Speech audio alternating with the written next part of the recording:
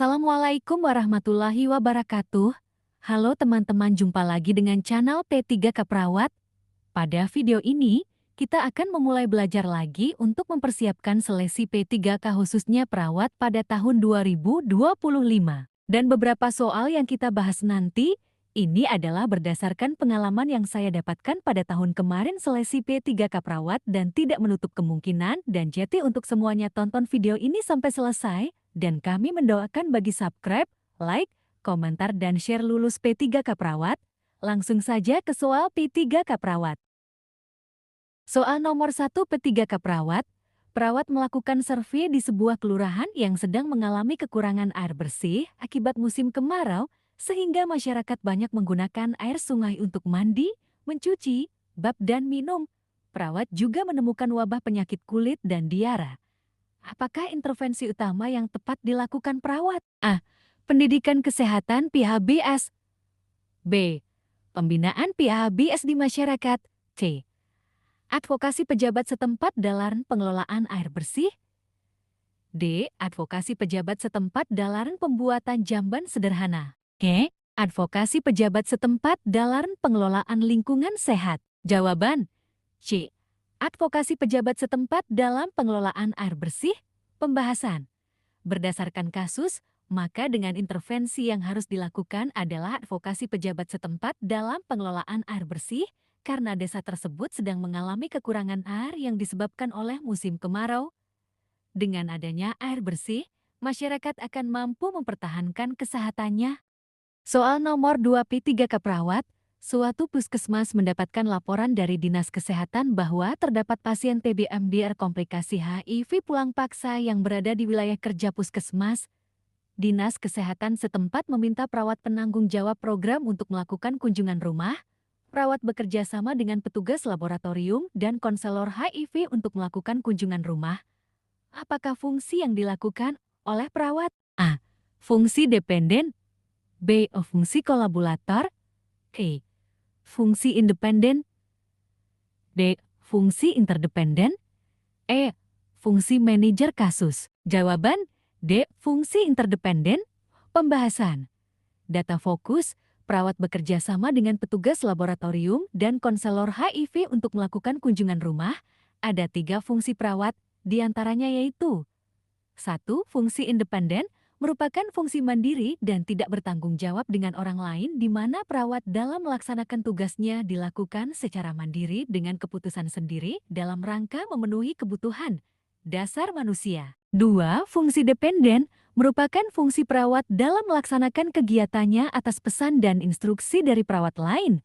3. Fungsi interdependen, merupakan fungsi yang dilakukan dalam kelompok tim yang bersifat saling ketergantungan di antara satu dengan yang lainnya. Kerjasama antara tenaga kesehatan perawat, dokter, petugas labor, dan lain-lain.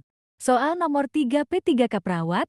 Seorang perawat mengkaji sebuah kecamatan, didapatkan data terjadi 15% kasus campak pada anak di bawah umur 10 tahun pada 1 tahun yang lalu.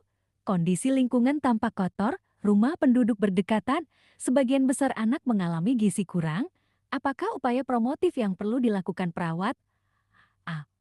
Gotong royong. B. Imunisasi massal. C. Pendidikan kesehatan.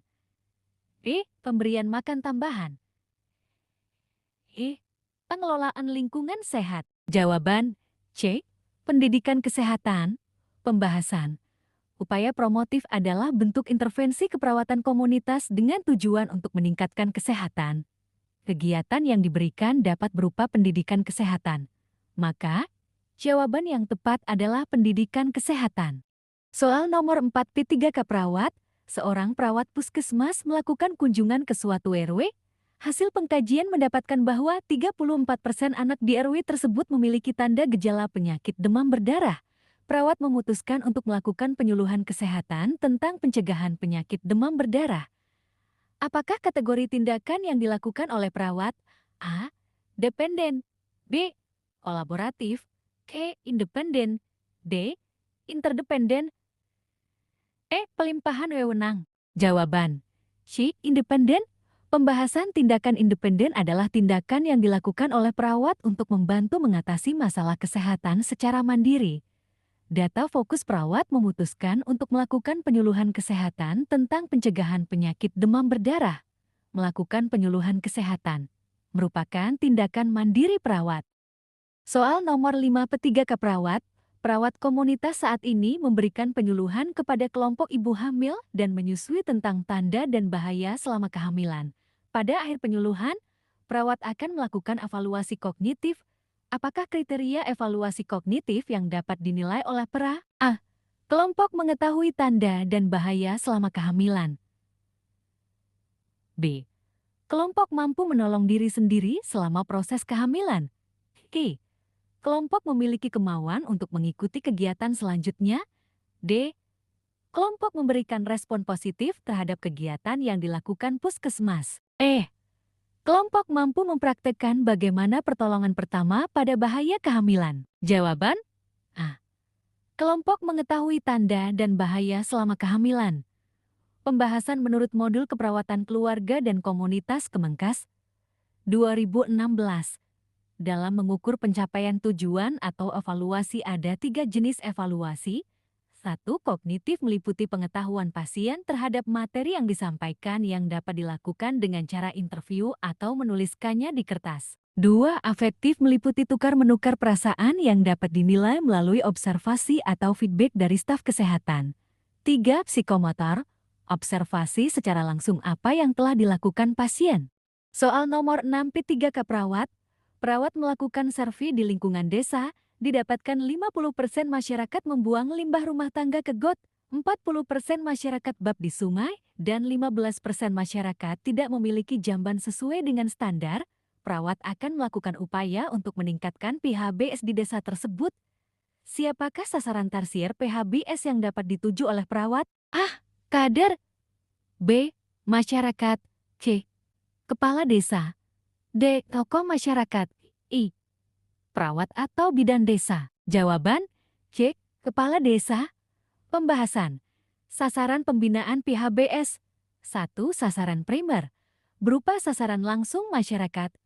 2. Sasaran sekunder mereka yang memiliki pengaruh terhadap sasaran primer dalam pengambilan keputusannya untuk mempraktekkan PHBS kader, perawat atau bidan desa, tokoh masyarakat. 3. Sasaran tersier mereka yang berada dalam posisi pengambilan keputusan formal sehingga dapat memberikan dukungan baik berupa kebijakan atau pengaturan dan sumber daya dalam proses pembinaan PHBS terhadap sasaran kepala desa.